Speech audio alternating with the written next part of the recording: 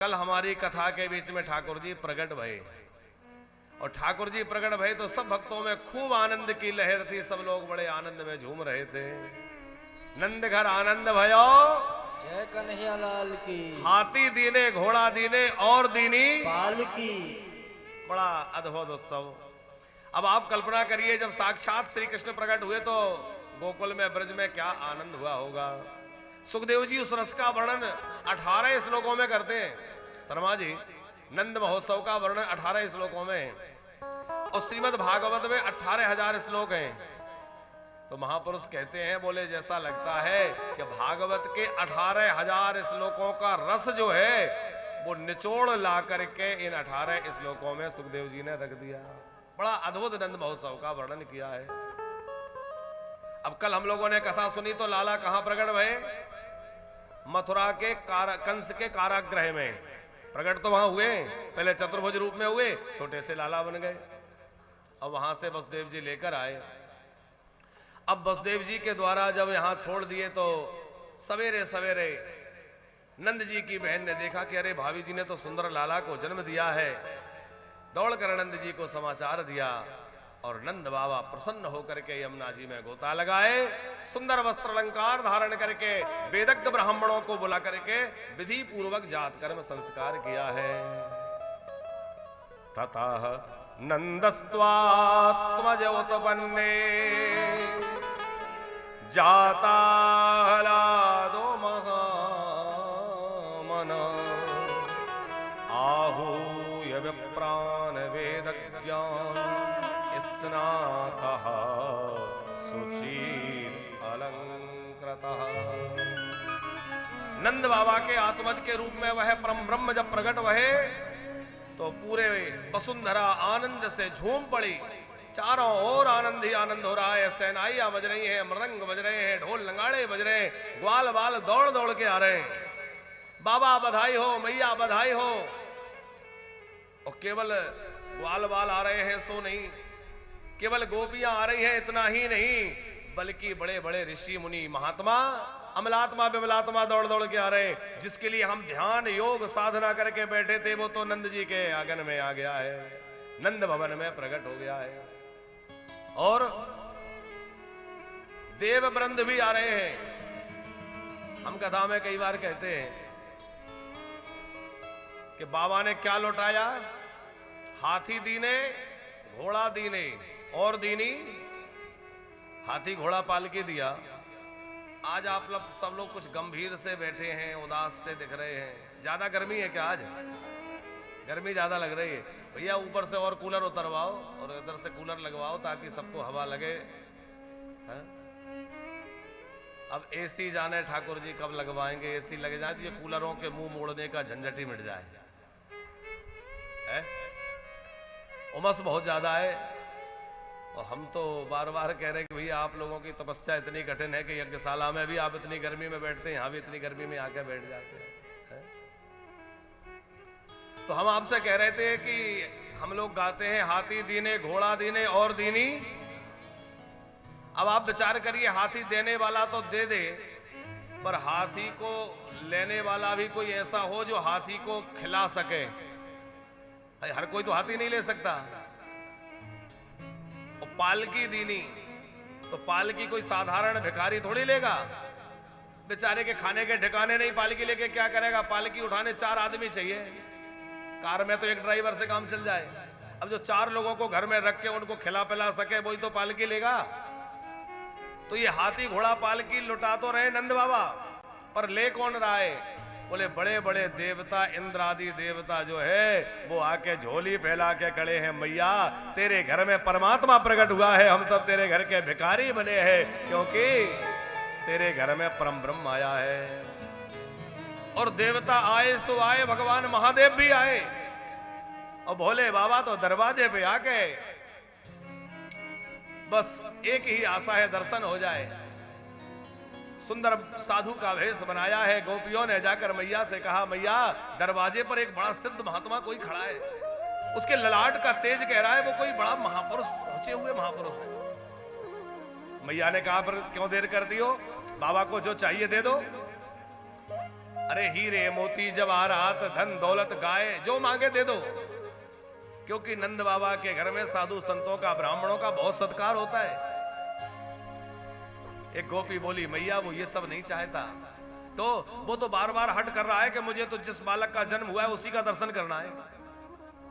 मैया बोली बाबा बाबरा है क्या, ये बाबा पागल है? अरे इतने से बच्चे के कोई दर्शन कराए जाते, इतना सा बच्चा बाहर लेके कोई जाता है? देखो आजकल तो परंपरा बदल गई, हॉस्पिटलों में जन्म होता है जल्दी जल्दी सबकी गोद में देते हैं। और पुराने समय में जिन लोगों को याद है तो पहले सूतिका गृह में माता रहती थी, बालक वहीं रहता था, 10 दिन बाहर नहीं निकालते थे, हैं? अब आजकल तो वो इतनी चकाचौंध में पैदा होता है कि पूरी, पहले थोड़ा कक्ष जो होता था वो अंधेरा सा होता था, वहां कम प्रकाश में, क्योंकि वो बालक गर्भ में रहा तो गर्भ में तो एकदम अंधेरा था। अब एकदम अंधेरे से बालक बाहर आया और एकदम चकाचौंध में आ जाए तो उसकी आंखों पर दुष्प्रभाव हो सकता है कि नहीं, उसको तकलीफ होगी। तो हमारे पूर्वजों ने ऐसी व्यवस्था बनाई थी कि 10 दिन तक उस बालक को थोड़ा कम प्रकाश के स्थान में रखा जाए। अब आजकल तो जब जन्म होता है तो ऑपरेशन से जन्म होता है तो वहां तो वैसे ही तमाम लाइटें लगी होती हैं।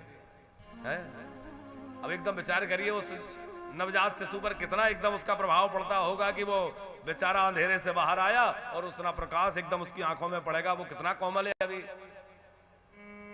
पर अब समय की व्यवस्था है। मैया बोली इतने से लाला को कैसे बाहर ले जाए? जाओ जाकर समझाओ, जो भी चाहिए ले जाए, बाबा हट ना करे। दासी ने आकर कहा, मैया ने कहा है आप जो चाहते हो आप बिना संकोच के बोल दीजिए, आपको बोलने में देर लगेगी, हमें देने में देर नहीं लगेगी। जैसे दशरथ जी विश्वामित्र जी से कह रहे थे ना, मांगा हो भूमि धेनु धन कोसा सर्वस देहु आज सहरोसा, आपको जो चाहिए ले लो, मांग लो। लेकिन विश्वामित्र जी ने क्या मांगा था? अनुज समेत देहो रघुनाथ, अनुज समेत देहो रघुनाथ, अनुज समेत देहि रघुनाथ, अनुज समेत देह रघुनाथ। मुझे अनुज के सहित राम जी दे दीजिए, क्या करोगे? बोले निशाचरों का वध होगा, मैं सनात हो जाऊंगा। निशाचर वध में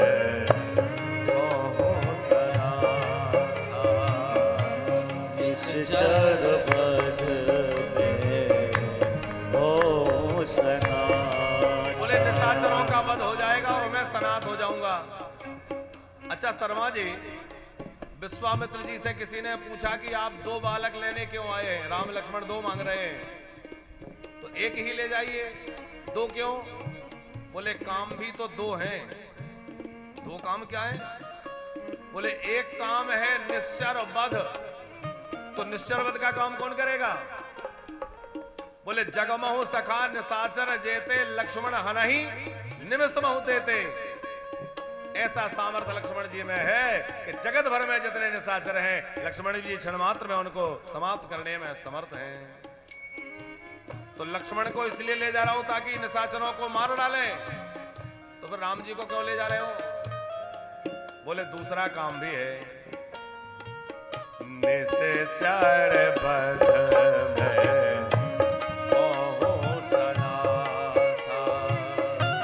में मैं सनात हो जाऊं। एक काम है निशाचरों का वध और दूसरा मैं सनात हो जाऊं। और सनात कौन करेगा? बोले सनात तो श्री रघुनाथ करेंगे। भैया या तो द्वारिका नाथ का आश्रय या रघुनाथ का आश्रय या विश्वनाथ के चरण पकड़ लो, सनात हो जाओगे। और राम जी सनात हुए हैं, इसका भी आगे संकेत दिया है कि नहीं? वहां लिखा है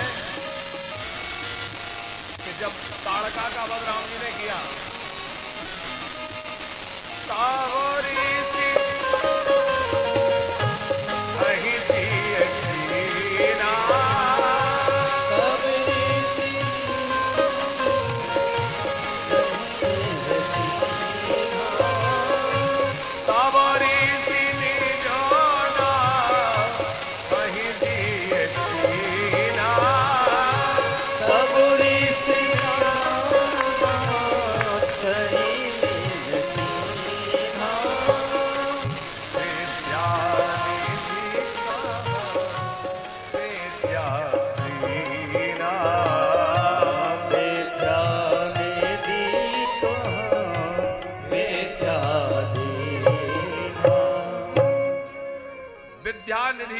अयोध्या दी, तब ऋषि निज नाथई चिए ना, नाथई जिए चीना, अपने नाथ को जानकर सनात हो गए। विश्वामित्र जी, आज भोले बाबा भी सनात होना चाहते हैं, क्योंकि भोले बाबा के इष्ट देवता कौन है? राम जी। लेकिन श्रोत्री जी, कौन से राम जी भोले बाबा के इष्ट हैं? बड़े राम जी नहीं।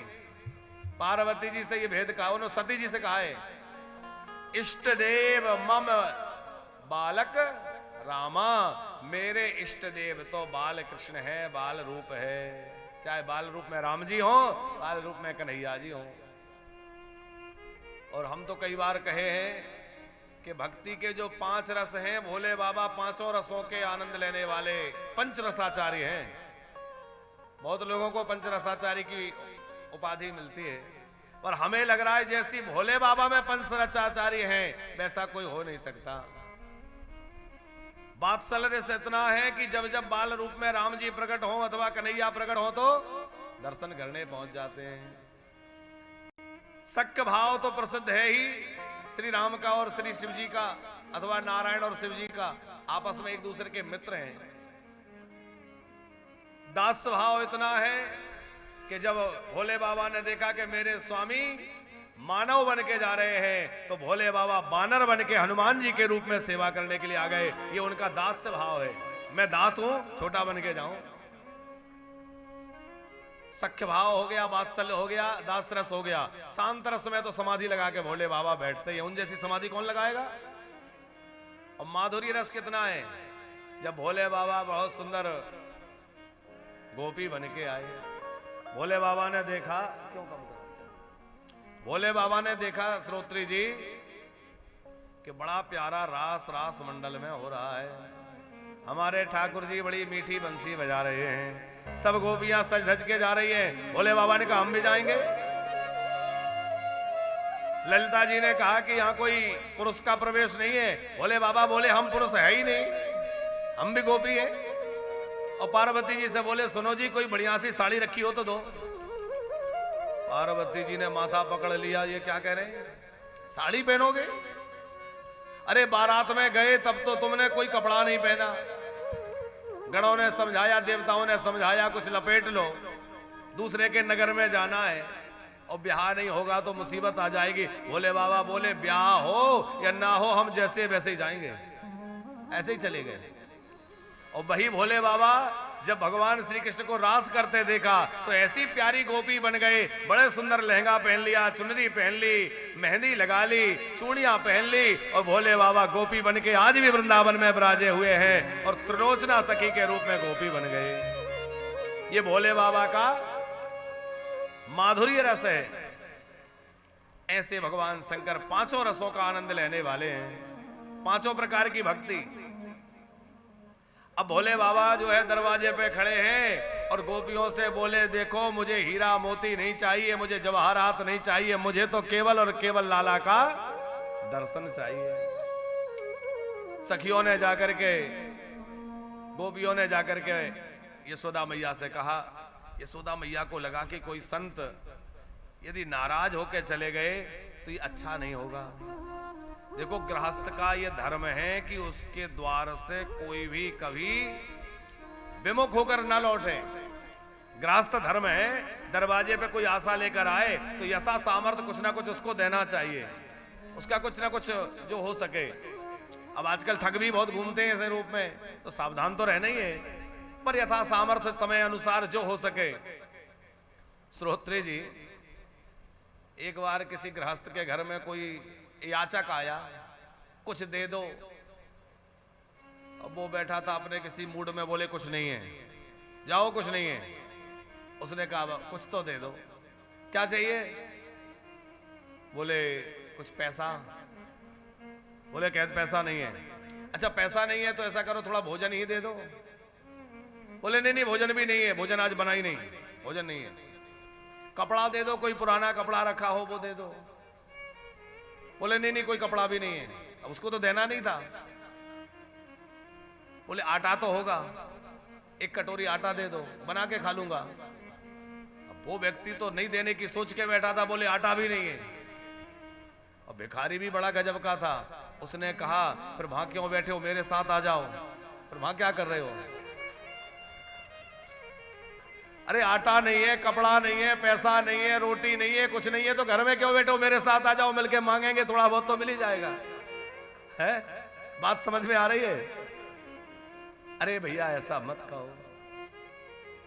अच्छा, व्यक्ति की जिह्वा पर 24 घंटे में एक बार सरस्वती जी आके बैठती हैं, ऐसा कहा जाता है। वो जो कहता है सत्य हो जाता है। इसलिए कभी अपने भाग्य को मत कोसो, कभी ये मत कहो हमारे पास तो कुछ नहीं है, हमें तो बड़ा दुख मिला है, हमें तो ऐसा हो गया है, बल्कि ये कहो भगवान ने हमें तो बहुत मौज दिया है, भगवान की हम पर तो बड़ी कृपा है। और सचमुच कितनी कृपा है, आप विचार करो, हमसे नीचे लाखों लोग रह रहे हैं कि नहीं? आज हम जिस भी परिस्थिति में जो भी है, पर विचार करिए कि हमसे नीचे लोग नहीं रह रहे हैं। जब कभी जीवन में ग्लानि होना, मेरे पास ये नहीं है, मेरे पास वो नहीं है, तो जरा अपने से नीचे वालों को देख लेना कि हमें 2 वक्त की रोटी तो मिल रही है। कितने लोग हैं जो बेचारे सड़क पे सो के गुजारा कर रहे हैं, एक समय का भोजन नहीं उनको मिल रहा है, हमें भोजन तो मिल रहा है। भगवान ने हाथ पैर सलामत दिए, बढ़िया घर परिवार दिया है, कम नहीं है। मौज बनाना चाहिए।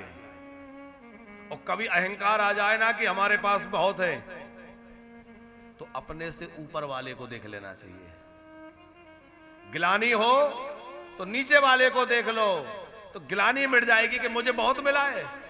और ज्यादा अहंकार हो जाए कि मुझे बहुत ज्यादा मिला है, तो थोड़ा सा ऊपर नजर उठा के देख लेना, तो पता चलेगा कि हमसे बड़े बड़े जाने कितने बैठे, हम तो उनके आगे कुछ भी नहीं है। है कि नहीं है सोनी जी?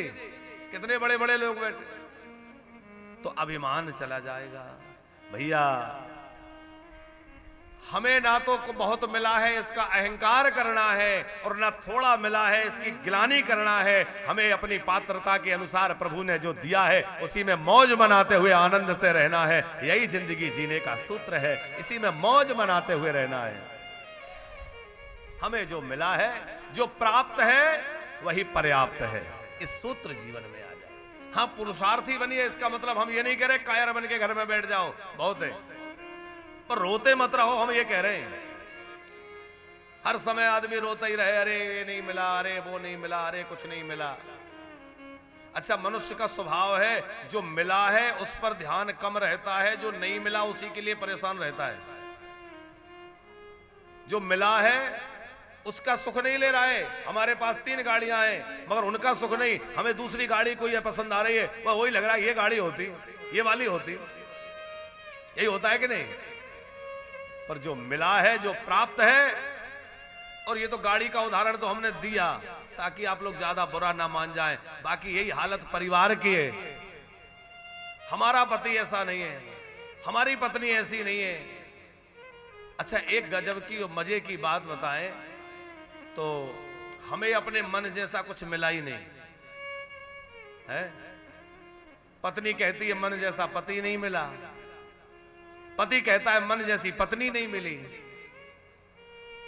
माता पिता कहते हैं मन जैसा बेटा नहीं मिला, बेटा कह रहा है मन जैसे माता पिता नहीं मिले, पड़ोसी कह रहा है मन जैसा पड़ोसी नहीं मिला। क्या करें, हम तो बहुत अच्छे मन से रहते हैं, लेकिन वो पड़ोसी अच्छा नहीं है। तो इस मन के अनुरूप कुछ मिला ही नहीं। भैया, मन को इधर उधर ऐसे चक्कर में पार लगाओ ही मत। इस मन को तो मनमोहन में लगा लो, क्योंकि मनमोहन ही हमारे हैं, वही मन के अनुरूप है। ये मन भी चेतन है और वो भी चेतन है। संसार जड़ है, शरीर जड़ है। जड़ शरीर को जड़ संसार में लगा दो, और चेतन मन को चेतन परमात्मा में लगा दो, बात बन जाएगी। हम लोग क्या करते हैं, चेतन मन को जड़ संसार में लगाते हैं, और जड़ शरीर को चेतन परमात्मा की सेवा में लगाते हैं, तो जोड़ी नहीं बनती। जोड़ी कैसे बनेगी? चेतन को चेतन से, जड़ को जड़ से जोड़ दो, बात बन जाएगी। कर से करो विधि नाना, और मन राखो जहां कृपा निधाना। मन को वहां रखो। तो हम आपसे कह रहे थे, दरवाजे पे कोई आए तो कभी उसको खाली हाथ मत लौटाइए। और ऐसा शास्त्र कहते हैं कि दरवाजे से कभी भी याचक खाली जाता ही नहीं है। आप उसको कुछ नहीं देंगे तो वो आपके पुण्य खींच के ले जाएगा। आपके पुण्य उसके साथ चले जाएंगे। इसलिए यथा सामर्थ्य कुछ ना कुछ देना चाहिए। अब भोले बाबा आए हैं, गोपी कह रही है बहुत सिद्ध महात्मा कोई खड़े हैं। अब अभी तो सूतिका गृह में यशोदा है, बाहर कैसे जाएं? पर मन में विचार किया कि महात्मा कहीं दुखी होकर लौट गए तो मेरा सुकृत नष्ट हो जाएगा, मेरे लाला पर कोई अनिष्ट ना आ जाए। इसलिए डरते डरते यशोदा जी बाहर निकली और बाहर आके देखा ललाट चमक रहा है। भोले बाबा अपने तेज को कितना छुपा पाते। अद्भुत महात्मा जो भस्म रमाए हुए हैं, जटाजूट बंधे हैं, और मैया को देख के प्रणाम करने लगे। मैया ने कहा आप महात्मा होकर मुझे प्रणाम क्यों करते हैं? बोले इसलिए करता हूं, मन में सोच रहे हैं मेरा परमात्मा तेरे द्वारा प्रकट हुआ है, तेरा दूध पीकर पोषित होगा। अरे तू वंदनीय है। ये ब्रज की जो गोपियां हैं, इनकी चरणों की धूली को उद्धव जी जैसे, ब्रह्मा जी जैसे अपने मस्तक पर रखना अपनी शोभा मानते हैं, अपना सौभाग्य मानते हैं। कहते हैं वंदे नंद व्रज स्त्री नाम पाद रेणु भिक्षण सहा। धन्य है ये ब्रज मामाएं, ये ब्रज वनिताएं जिनके लिए कन्हैया इतना सुलभ हो गया। बड़े बड़े योगियों के ध्यान में जो नहीं आता, बड़े बड़े महात्मा समाधि लगा के बैठते हैं पर उनको चिंतन में नहीं आता, वही परम ब्रह्म इस ब्रज में नंगे पैर दौड़ता है, गोपियों के साथ जो है नाचता है, ग्वालों का झूठा खाता है। इन ब्रज की गोपियों के पैरों की धूल हमें मिल जाए, ये हमारा सौभाग्य है। ये बड़े बड़े महापुरुष कहते हैं, हमारे व्यासदास जी ने बहुत प्यारा पद गाया है, इन ब्रज गोपियों के और इनकी स्वामिनी श्री किशोरी जी के चरणों की रज हमें प्राप्त हो जाए। किशोरी तेरे चरणन की किशोरी तेरे चरणन के रज पाओ, चरणन की रज पाओ, हो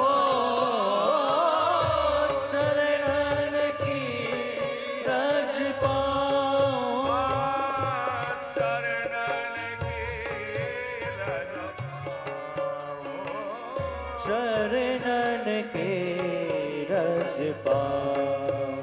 किशोरी तेरे चरणन की रज पाओ, किशोरी तेरे चरणन के रज पाओ। बैठी रहो कुंजन के कोने, बैठी रहो कुंजन के कोने, श्याम राधिका हो श्याम राधिका कौन कौन चाहता है इस वृंदावन के करील वन में सघन कुंजों में बैठ करके श्यामा श्याम प्रिया प्रियतम के चरणों में अपना मन लगा करके इन ब्रज वनिताओं के चरणों की रज मस्तक पर रखकर इस ब्रज का वास मिले और श्यामा श्याम का प्रेम युगल सरकार का वह दिव्य प्रेम हमें प्राप्त हो। पुकारिए ठाकुर जी को, श्री जी को, हे श्यामा जो बैठी रहो कुंजन के कोने, बैठी रहो कुंजन के कोने, श्याम राधिका हो श्याम राधिका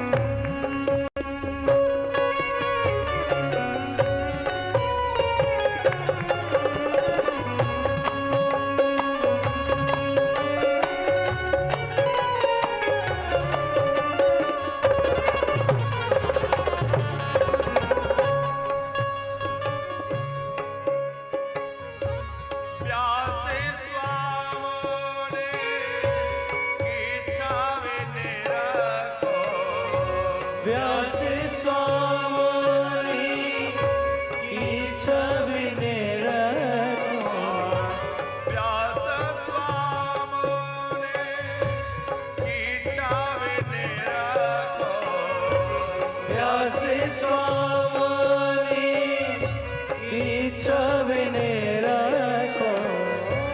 विमला विमला जस गाओ, हो विमल विमल रस गाओ, विमला विमला जस गाओ, किशोरी तेरे चरण की रज पाओ, किशोरी तेरे चरणन की रज पाओ, किशोरी तेरे चरणन के चरणन के चरणन की रज पाओ, चरणन की की रज पाओ।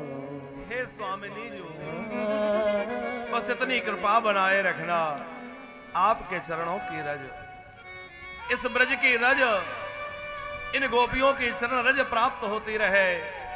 इस ब्रज की रज से दूर न करना, हमें भी ब्रज रज में बसा लेना। यही प्रार्थना प्रभु से करिए, स्वामिनी जी से करिए। भगवान शंकर तो 5 रसों के पंच रसाचार्य हैं। भगवान महादेव मैया यशोदा के चरणों में प्रणाम कर रहे हैं। धन्य है मां, वह परम ब्रह्म जगत जिससे मांगता है, वो आज तेरी गोद में आया है और वो तेरे सामने हाथ फैला के कभी माखन मांगेगा, कभी रोटी मांगेगा।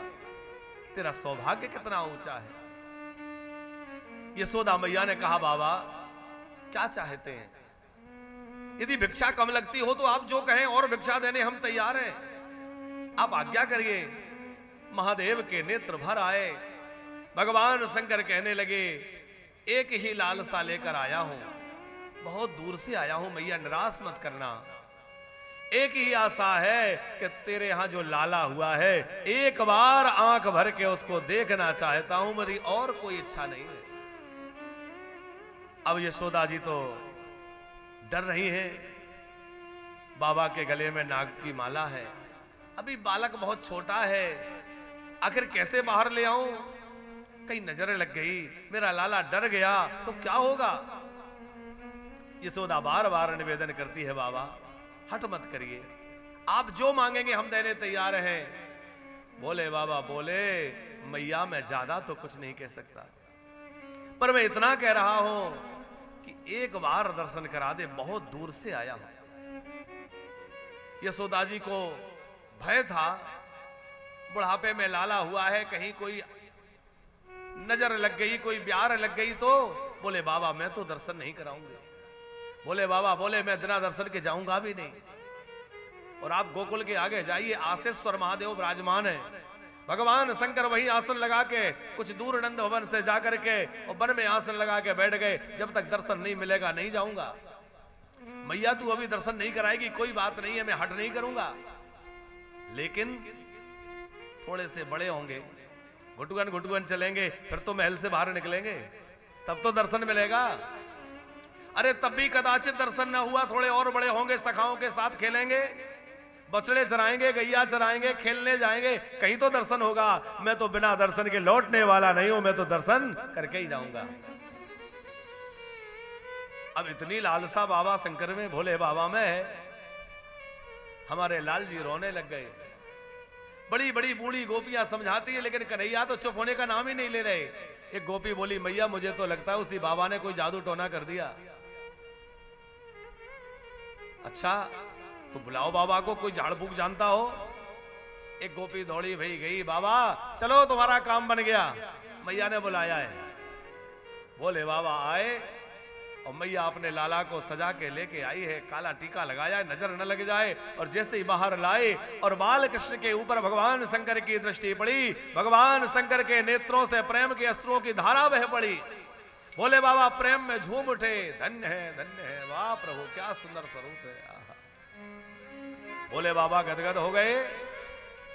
और उधर बालकृष्ण प्रभु ने भोले बाबा की ऐसी प्रेम दशा देखी तो कन्हैया रोना धोना सब भूल गए और भोले बाबा की उस दशा का दर्शन कर रहे हैं।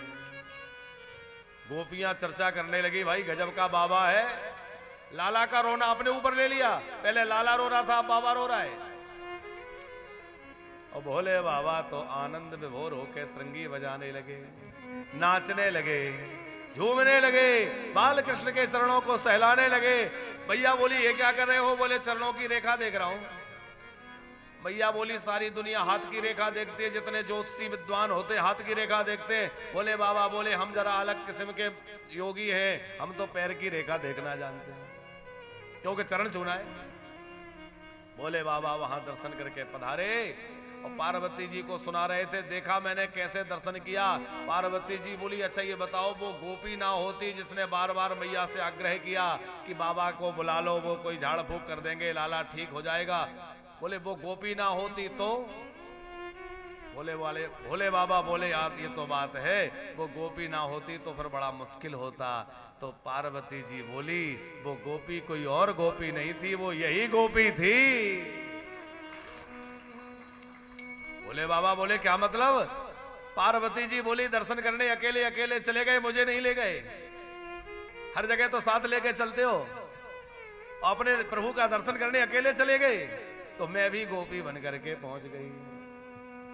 ऐसे ही जब जब अयोध्या में राम जी प्रकट होते हैं ना, जब जब माने जिन जिन त्रेताओं में, हर त्रेता में राम जी नहीं आते, हर चतुर्युगी में त्रेता आता है, पर किसी किसी त्रेता में, कल्प के किसी एक त्रेता में राम जी प्रकट होते हैं। जैसे वर्तमान कल्प के जो चतुर्युगी चल रही है अभी, इसके 24वें त्रेता में राम जी प्रकट हुए थे। अभी जो निकला है वो 28वां त्रेता निकला, 28वां कलयुग चल रहा है? तो जब जब राम जी अयोध्या में प्रकट होते हैं तो भोले बाबा दर्शन करने आते हैं। कागे भोसोंडी संग हम कागे भोसोंडी संग हम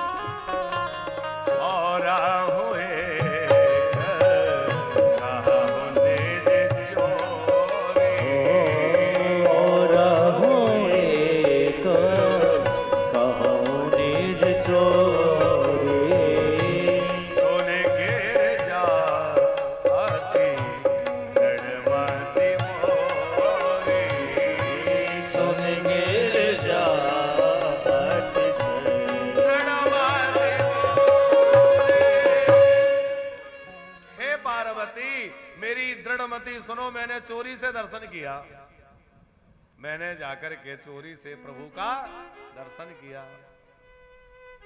पार्वती जी ने वहां बड़ी सुंदर बात कही है, शर्मा जी ध्यान से सुनना। भोले बाबा जब राम जी का दर्शन करने गए तो अयोध्या में बड़ी भारी भीड़ थी। भोले बाबा कागभूषुंडी जी के साथ ज्योतिषी बन करके गए और जैसे ही अयोध्या नरेश के दरवाजे पे पहुंचते हैं, धक्के लगते लगते लगते कब सरयू जी तक पहुंच जाते पता ही नहीं चलता। आपने देखा होगा कुंभ वगैरह में जहां ज्यादा भीड़ भाड़ होती है तो क्या होता है, कब धक्के लगते लगते कहां पहुंच गए हमें पता ही नहीं रहता। भोले बाबा भी धक्के लगते लगते कई बार प्रयास किया, धक्के खा रहे थे। एक जगह भोले बाबा ने क्या किया कि ज्योतिषी बनकर के एक चौराहे पर बैठ गए, राय साहब अब तो लोग आएंगे। अब भोले बाबा जैसा त्रिकालज्ञ कौन होगा, भोले बाबा ज्योतिषी बन के बैठ गए। लेकिन वहां जितने लोग आ रहे हैं वो सब राम दरस के लिए दौड़ रहे हैं। किसके पास समय है ज्योतिषी से हाथ दिखवाने का? कागभूषुंडी जी चेला बन के बुला रहे हैं, भैया आओ आओ, अरे आओ जरा, हमारे जो बाबा बहुत बढ़िया ज्योतिषी है, जरा अपना भाग्य दिखाओ। कोई भाग्य नहीं दिखा रहा, सब भाग रहे हैं। किस लिए? राम दरस के लिए। अब भोले बाबा परेशान के कोई हाथ दिखाने ही नहीं आ रहा। तो महल में एक दासी गई और उस दासी ने कौशल्या जी से कहा, मैया बहुत प्रमाणिक एक बड़े बूढ़े ज्योतिषी आए हैं, बूढ़ो बड़ो प्रमाणिक जो शंकर नाम धरायो आगमी एक आयो। कौशल्या बोली, ये तो अयोध्या है, यहां तो आए दिन कोई ना कोई ज्योतिषी, कोई विद्वान आते ही है, ये तो अवध नगरी है। बोले नहीं नहीं, जो आए हैं वो बड़े प्रमाणिक हैं। अब बार बार जब दासी ने कहा तो कौशल्या ने बात मान ली और कौशल्या ने कहा अच्छा ऐसा है तो फिर वो ज्योतिषी को बुला के लाओ। अब वो ज्योतिषी को बुला के लाया गया और ज्योतिषी कौन? भगवान शंकर, रामलला का दर्शन हुआ।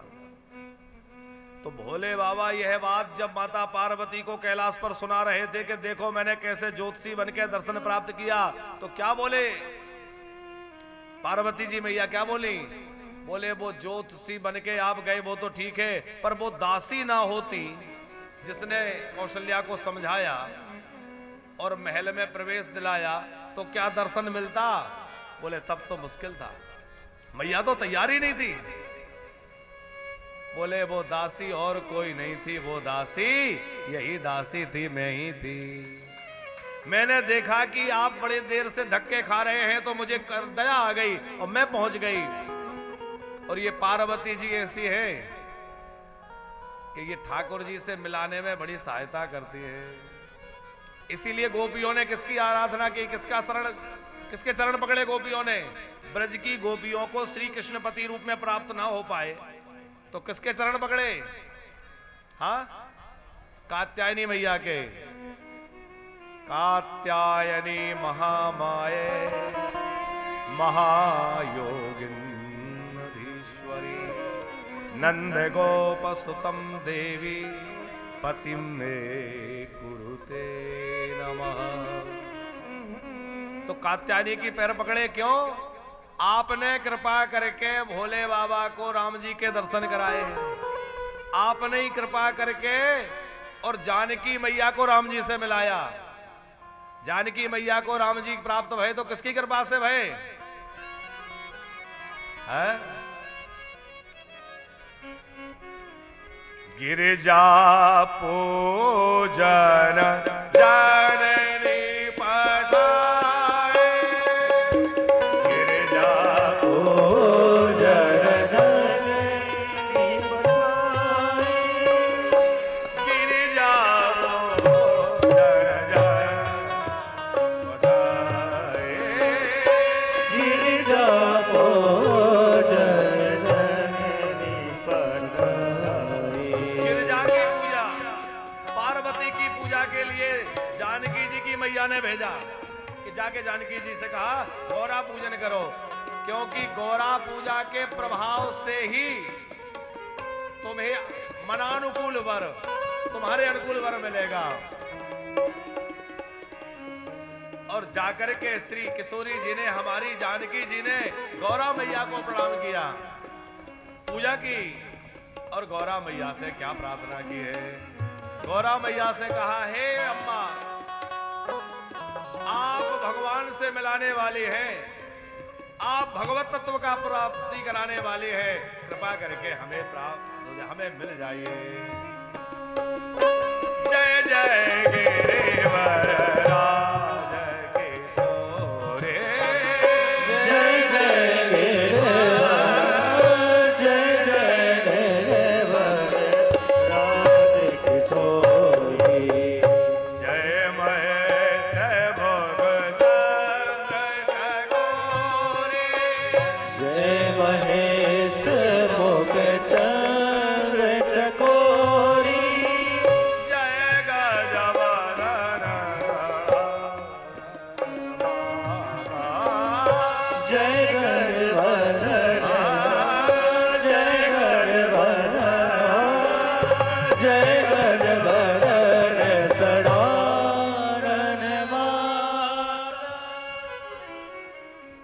गौरा जी की अम्बा की कृपा से ही, माता पार्वती को कृपा से ही जानकी जी को राम जी मिले।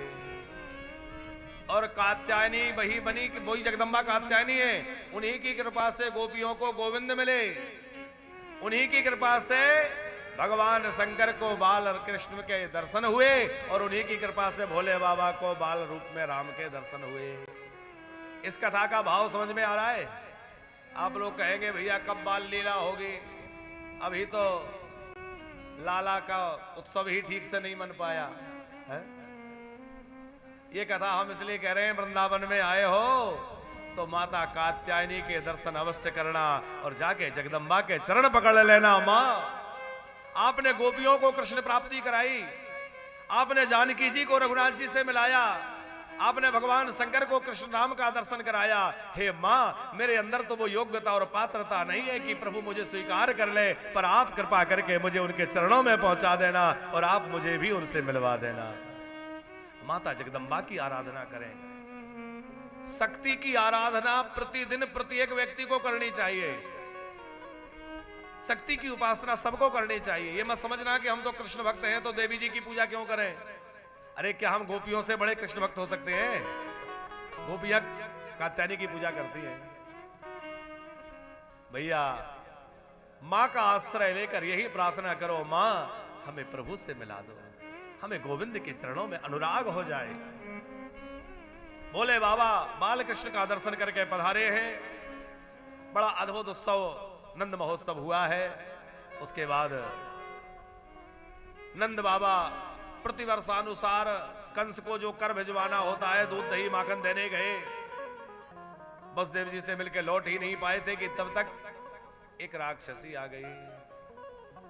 कंसेन प्रहिता घोरा पूतना बालघातुनी शिशुंशकार निघ्नन्ति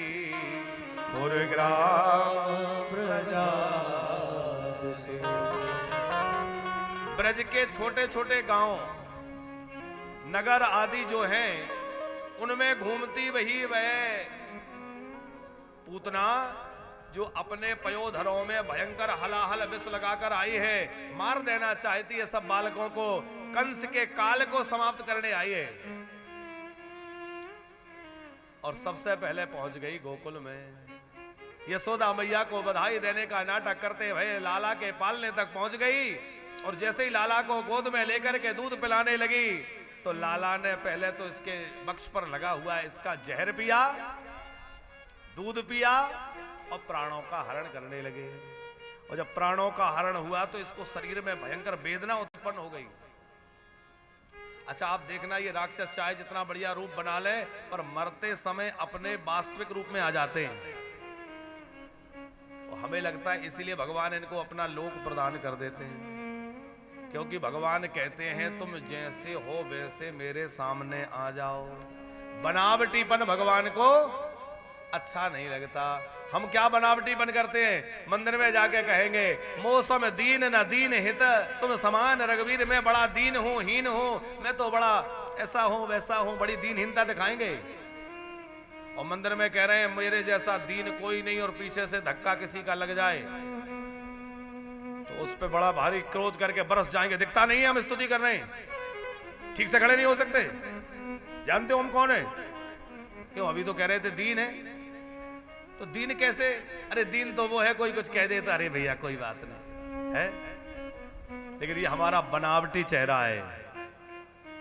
और आज के समय में चेहरे में बनावट, माल में मिलावट और चरित्र में गिरावट ये बहुत ज्यादा हो रहा है। चेहरे में बहुत चेहरे लगा के लोग घूमते हैं, एक चेहरे के पीछे जाने कितने चेहरे।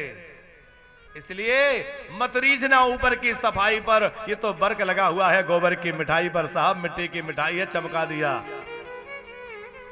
अंदर क्या है ये देखना। कन्हैया तो वही देखता है, कन्हैया बाहर नहीं देखता। अब वो राक्षसी लाला को लेकर दूध पिला रही थी, असली रूप में आ गई। हाँ, हम आपसे कह रहे थे कि राक्षस आखिरी समय में असली रूप में आ जाते हैं, क्योंकि नकली को भगवान पसंद नहीं करते। शर्मा जी, जब राम लक्ष्मण जानकी जी की खोज करते भय ऋषिमुख पर्वत की ओर बढ़े, तो सुग्रीव ने आते हुए देखा, और सुग्रीव ने देखा तो हनुमान जी को भेजा कि जाके पता करो ये कौन है। तो हनुमान जी पता करने किस रूप में गए? ब्राह्मण के वेश में। संवाद हुआ, राम जी ने पूरा परिचय अपना सामने खोल के रख दिया। हम पितु वचन मान बन आए, आदि आदि प्रसंग आप सब जानते हैं। जय हो। उसके बाद क्या हुआ? हनुमान जी जान गए कि ये मेरे राम जी हैं। और जब हनुमान जी पहचान गए कि ये मेरे राम जी हैं, तो हनुमान जी साष्टांग राम जी के चरणों में लेट गए। और कोई भी भला व्यक्ति हो, आप उसको प्रणाम करें तो वो रोकेगा, बस बस रहने दीजिए, अरे हो गया। हमारे गुरुजी तो प्रणाम ही नहीं करने देते, वो बीच में ही पकड़ लेते हैं, हृदय से लगा लेते हैं, सरलता है। तो राम जी को कोई प्रणाम करे, बड़े सील संकोच निधान है, वो प्रणाम नहीं करने देते, लेकिन हनुमान जी साष्टांग पड़े हैं, राम जी देख भी नहीं रहे। अब हनुमान जी सोच रहे हैं कि इतनी देर हो गई, आखिर क्यों नहीं उठा रहे मुझे? उठा के हृदय से लगा लेते थे, आज क्यों नहीं उठा रहे? कुछ तो बात है। अब हनुमान जी समझ गए कि अब तो मैं पक्का जान गया कि ये मेरे राम जी ही हैं। क्यों? बोले राम जी का एक स्वभाव है कि ये बनावटी की ओर नहीं देखते। इस समय मैं बनावटी भेष में हूं, असली भेष में नहीं हूं। हनुमान जी उस समय ब्राह्मण वेश में थे। मैं बनावटी हूं और बनावटी की ओर तो ये देखते नहीं, इनका स्वभाव है। हनुमान जी ने तुरंत ब्राह्मण का वेश त्याग दिया और हनुमान जी के अपने निज रूप में आए। और जैसे ही निज रूप में आए, राम जी ने उठा के हृदय से लगा लिया और बड़ा प्रेम किया, उठा के हृदय से लगा लिया। तो हनुमान जी भी बनावटी बन जाएं तो राम जी उनको भी नहीं देखते, उनको भी नहीं उठाते, तो हम बनावटी जाएंगे तो भगवान हमें कैसे पसंद करेंगे? इसलिए भैया भगवान के सामने बनावटी बनकर मत जाइए, जैसे है वैसे सामने प्रस्तुत हो जाइए। अब राक्षसों की ये विशेषता है कि भले ही बनावटी बन के आए, पर आखिरी समय में मरते समय क्या करते हैं? अपने असली रूप में आ जाते हैं। और असली रूप में आते भगवान कहते अब तो तेरी माया चली गई, अब तेरा बनावटीपन गया, तो तू असली रूप में आ गया है, तो मैं तुझे अपना लोक दे देता हूं। पूतना के प्राणों का हरण प्रभु ने किया, धाम से पूतना गिरी, पूतना का उद्धार प्रभु ने किया। और कौन सी गति दी? धन्य है भगवान। आहा। श्री उद्धव जी महाराज कह रहे हैं, आहो बकिया तनकाल कूटा, जिघान से पाया यदा ले भेगतिम त्रुचिता ततोऽन्यं कंबा दयालो शरणं भज। अरे ऐसा दयालु कौन होगा जिसने उस पापिन पूतना को, न जिसका नाम अच्छा, न जिसका काम अच्छा, न जिसका स्वभाव अच्छा, और आई भी थी तो मारने कोई बढ़िया प्रेम से मिलने तो आई नहीं, लेकिन उसको भी प्रभु ने तार दिया। और यहां राम अवतार में भी एक आई थी सुंदरी दंडोतिया जी। कौन आई थी? शूर्पणखा। अब विचार करने जैसी बात यह है कि शूर्पणखा भगवान के शरण में आई, और ठाकुर जी का स्वभाव है सन मोखे मोहि जीव मोहे जबहि, सने मोख होय जीव मोह जबहि, सन मोखे होय जीव मोहे जबहि, सने मोख होय जीव मोह जबहि, जन्म कोटि अगनासा जन्म कोटि अगनास तवहि। जब भी कोई मेरे सन्मुख आता है, शरण में आता है, मैं उसके पाप नष्ट कर देता हूँ। तो बेचारी शूर्पणखा भी चाहे जैसे आई हो श्रोत्री जी, पर शरण में तो आई है। उसका त्याग क्यों अपना लेते? आप कहेंगे कैसे अपना लेते? अरे भाई, जिस रूप में वो चाहती उस रूप में ना अपनाते, पर भक्त के रूप में तो अपना लेते। अपना लिया। आप में से कुछ लोग ही जानते होंगे कि शूर्पणखा को प्रभु ने अपना लिया, अपना बना लिया। कितने लोगों को पता है? ठाकुर जी ने उसका त्याग नहीं किया। उस समय तो उसके नाक कान लक्ष्मण जी ने काट लिए और वो एक चुनौती रावण को दी, क्योंकि वो सब व्यवस्था होनी थी। लेकिन बाद में क्या हुआ? वही शूर्पणखा दंडक वन में कठोर तपस्या की और बाद में द्वापर युग में वही जो है कुब्जा के रूप में जन्म लिया। और कुब्जा के रूप में जन्म हुआ तो प्रभु ने उसको अपना आलिंगन प्रदान किया, अपना स्नेह प्रदान किया और अपना निज धाम प्रदान कर दिया, क्योंकि ये भगवान का स्वभाव है। कल हमने जो है केवट की उसकी धोबी की बात कल कही थी कि परसों कही थी। जानकी जी की निंदा करने वाले धोबी को भी प्रभु ने परम गति दिलवा दी। तो भैया, जो शरण में आएगा उसका त्याग कैसे प्रभु कर सकते हैं? क्या हुआ था? सिए नेंदक आगे ओघ नसाए, सिए नेंदक आगे ओघ नसाए, सिए विशोक विशोक बनाए, ये विशोक विशोक बनाए। तो ठाकुर जी का स्वभाव है जो शरण में आ जाए उसका उद्धार कर देना। प्रभु भक्त है, प्रेमी है, अनुरागी है, अथवा कोई विमुख है, दुष्ट है, पापी है, अधम है, ये स्वभाव, ये विचार भी प्रभु नहीं करते। क्योंकि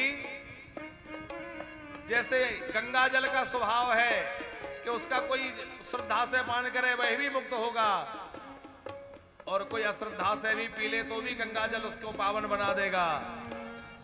जैसे भगवान के नाम की महिमा कही जाती है, ऐसी भगवान का स्वभाव है, किसी रूप में कोई आ जाए उसका कल्याण हो ही जाता है।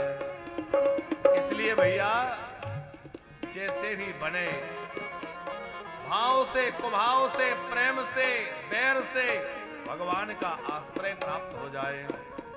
पूतना कैसी है?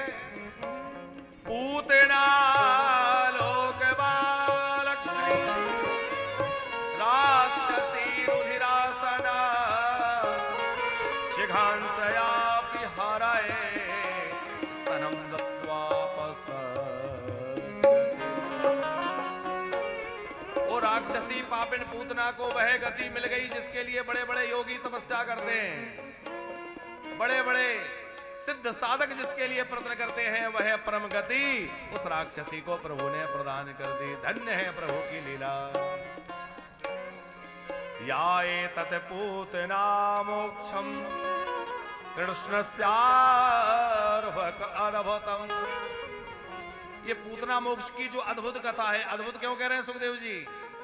अद्भुत इसलिए कि अंधेर नगरी चौपट राजा और टका शेर भाजी टका शेर खाजा।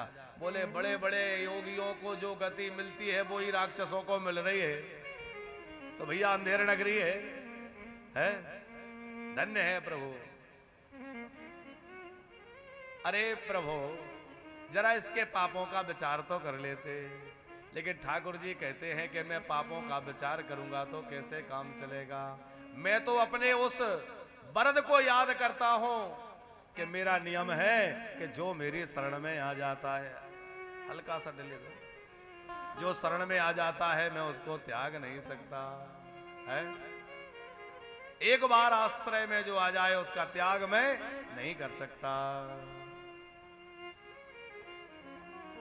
ठाकुर जी ने पूतना का उद्धार कर दिया। और आप भी कभी कभी हाथ जोड़ के प्रभु से ये कहिए कि जिस स्वभाव के वशीभूत होकर आपने पूतना को तार दिया, जिस स्वभाव के वशीभूत होकर आपने दौड़कर सुदामा को हृदय से लगाया, जिस स्वभाव के वशीभूत होकर आप द्रुपद सुधा द्रौपदी की रक्षा करने भागे, क्या वो स्वभाव अब नहीं रहा? क्या हम जैसों के लिए वह स्वभाव नहीं है? आहा, बिंदु जी ने बहुत प्यारा भाव दिया है। क्या वह स्वभाव पहला सरकार अब नहीं है? क्या वह स्वभाव पहला सरकार अब नहीं है? तीनों के वास्ते क्या दरबार अब नहीं है? तीनों के वास्ते क्या दरबार अब नहीं है? तीनों के वास्ते क्या दरबार अब नहीं है?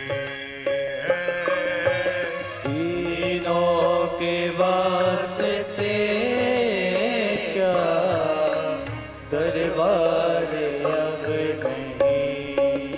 है? पाते थे जिस हृदय से आश्रय अनाथ लाखों, पाते थे जिस हृदय से आश्रय अनाथ लाखों, पाते थे जिस हृदय से आश्रय अनाथ लाखों, पाते थे जिस हृदय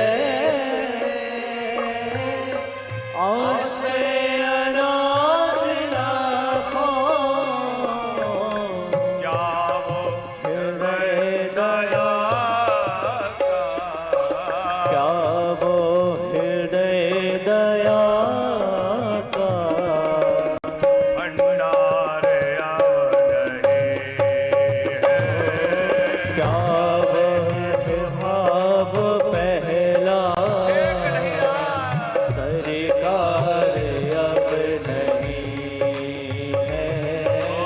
तीनों के वास्ते क्या दरबार अब नहीं है? तीनों के वास्ते क्या दरबार अब नहीं है? हे कन्हैया, क्या अब आपके अंदर वह स्वभाव नहीं रहा? प्रभु से बार बार यही प्रार्थना करें।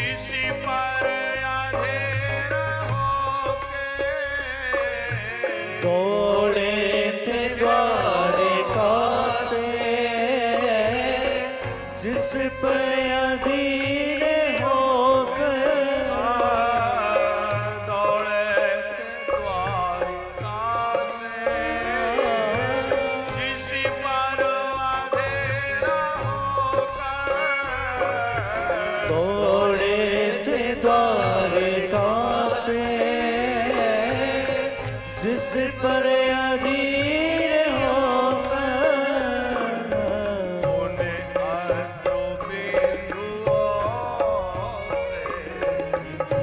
उन्हें अश्रु बिंदुओं से क्या प्यार अब नहीं